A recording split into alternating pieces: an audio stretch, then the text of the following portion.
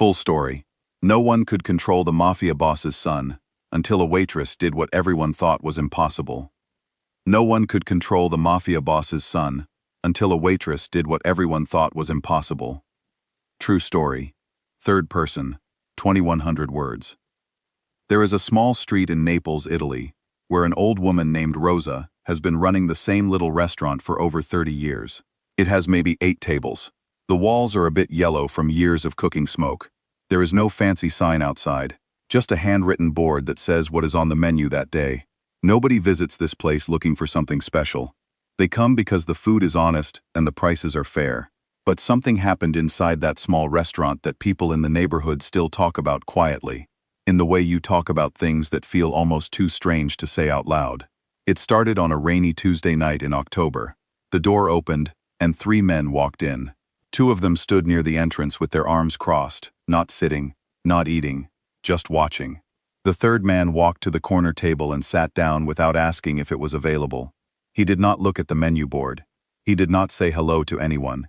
He just sat down, like the place already belonged to him. His name was Luca, and in Naples, everyone knew that name. His father, Aldo, was one of the most powerful men in the Camorra, the criminal organization that had been running through southern Italy for generations. Not the kind of power you read about in books. The kind of power you feel when you walk into a room and people stop talking. The kind where business owners paid money every month, just to be left alone. Where local politicians made certain phone calls before making certain decisions. Where even the police sometimes looked the other way. And Luca was his son. His only son. Luca had grown up in that world. He had never once been told no by anyone who wanted to keep their life simple. He had never waited in a line. He had never been asked to lower his voice. From the time he was a teenager, people around him had one job: to make sure Luca never felt uncomfortable. And so Luca became exactly the kind of person you would expect from all that. Short-tempered, careless, used to getting whatever he wanted, whenever he wanted it. He was 28 years old and had already left a long trail of ruined evenings, frightened waiters, and broken things behind him. Not because he was evil in some movie villain way, but because no one had ever given him a reason to be anything else. That rainy Tuesday night, Rosa was in the kitchen. She had only one person working the floor, a young woman named Elena. Elena was 24. She had been working at Rosa's trattoria for almost 2 years. She came from a family with very little money. Her mother had been unwell for a long time, and Elena worked double shifts most weeks to help pay for medication and rent. She was not a complaining person. She did not waste energy being bitter about her situation. She just showed up, did her job well, and went home. When Luca and his men walked in, Rosa peeked out from the kitchen, recognized who it was, and her face went pale. She whispered to Elena from behind the door. Elena listened, nodded once, and walked out to the floor. She approached Luca's table the same way she approached every table. She set down a small glass of water, placed a folded napkin beside it, and said, "Take your time with the menu. I'll be back in a few minutes." Then she turned around and went to check on another table. That was it. No nervous smile, no extra politeness, no visible fear. Luca looked up. He had expected, well, what he always got. The slight stiffening of someone who recognized him. The too wide smile.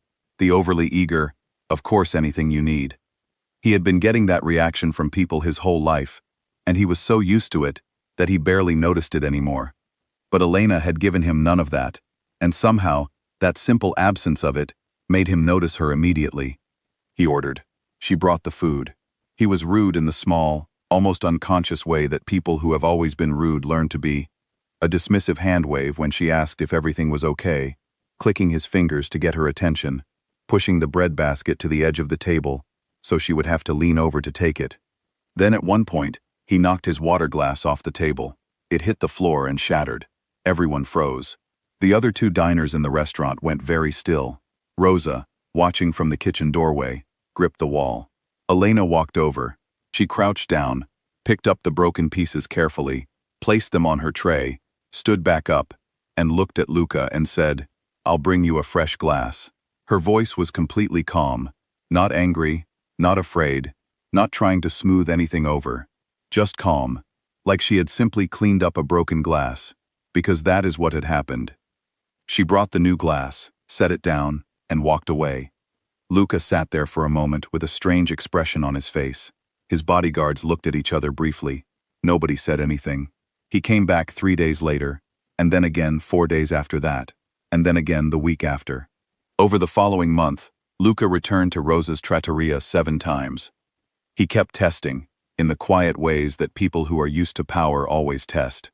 He would make a small demand to see if she would rush. She would not rush. He would be short with her. She would respond normally, and move on. One evening, he made a comment that was meant to unsettle her. She paused, looked at him for a moment, and said, "Did you want anything else with that?" and walked off to another table. He could not figure her out. That bothered him. And it also, slowly, interested him. On his 7th visit, he came alone. No bodyguards. He sat at the same corner table, ordered quietly, and ate without making any kind of scene. At the end of the meal, when Elena came to clear the table, he said something that was clearly difficult for him to say. Not because he was emotional, but because he simply had no practice doing it. He said, "The food here is good." It was the closest he had come to a compliment in a long time. Elena said, "Rosa has been making that same sauce for 30 years. I think she has it figured out," and stacked the plates and left. Over the next few visits, something shifted in small ways. He started arriving without the bodyguards more often. He stopped clicking his fingers. Once, when he accidentally blocked the aisle with his chair while Elena was trying to pass, he moved the chair without being asked. One evening he stayed late. The restaurant had emptied out, and Rosa had gone home, and Elena was wiping down tables before locking up. Luca was still sitting with an espresso. He asked her, out of nowhere, why she wasn't uncomfortable around him. Elena thought about it for a second. She said, "I don't know what you want me to say. Being afraid of you wouldn't make my life any better. I have things to do. I have a mother to take care of. I don't really have time to be afraid of anybody." There was a long pause. He said, "Most people can't even look me in the eye." She said, "Most people are probably thinking about what might happen to them if they do something wrong. I'm thinking about whether I turned the stove off." He laughed. A real laugh, not a performance. It seemed to surprise him slightly. That conversation was the first honest one Luca had with another person in years. Not a business conversation. Not a conversation where someone was trying to get something from him, or avoid something from him. Just two people talking. It lasted about 20 minutes. Elena did not ask about his family, or what he did. She talked about her neighborhood, about her mother's health, about how Rosa had taught her to make fresh pasta on slow mornings. He listened in a way that he clearly was not used to doing. When he left a tip that was more money than Elena made in a week. She found it under the espresso cup. She stood there and looked at it for a moment, and then she put it in the register as payment and put the rest in the small jar Rosa kept for staff. She did not make a big moment out of it. Word got back to Aldo, Luca's father, that his son had been visiting some small restaurant alone, multiple times, calmly. Aldo was a man who had spent decades reading people and situations. He found this information genuinely strange. His son did not do calm. His son did not do alone. He sent one of his trusted men to go and simply observe one evening, without interfering. The man came back and reported that Luca had sat quietly for over an hour, eaten his dinner, had a normal conversation with the waitress, and left without incident. He said it was the most normal thing he had seen Luca do in probably 10 years. Aldo came to the restaurant himself a few days later. He came in the afternoon when it was quiet. He introduced himself to Elena without any drama. He said his name, which she already knew from around the neighborhood, and he said he had heard she worked here. He watched her serve 2 tables. He watched how she moved and how she spoke, and how she handled a slightly difficult customer at one point. A man who complained his coffee was too hot. She apologized, offered to make a new one, and moved on without any tension. Aldo sat for about 15 minutes. Before he left, he stopped at the counter, where Elena was writing out a small order. He said simply, "Whatever you are doing, do not stop." He walked out. Elena looked at Rosa. Rosa looked at Elena. Neither of them said anything for a moment. Then Elena said, "Do you want me to start on the bread?" And that was that. Over the months that followed, the changes in Luca were not dramatic. This is not a story where a person becomes completely different overnight. Real life does not work that way. But the people around him noticed things. He was slower to get angry. He stopped going looking for confrontations. He started distancing himself from certain situations that he used to walk into without thinking. Quietly, through an indirect route that nobody could trace back to him, money began going to a small program in the neighborhood that helped young boys stay out of trouble after school. No press, no recognition, no explanation. Rosa noticed it first. One afternoon she was watching Luca walk out of the restaurant. He had waved briefly at her from the door, which he had never done before, and she turned to Elena and said, "How did you do it? Everyone has tried for years. His father tried, his teachers tried. How did you do it?" Elena was stacking chairs. She stopped and thought about it for a moment. She said, "I didn't do anything. I just treated him like a normal person.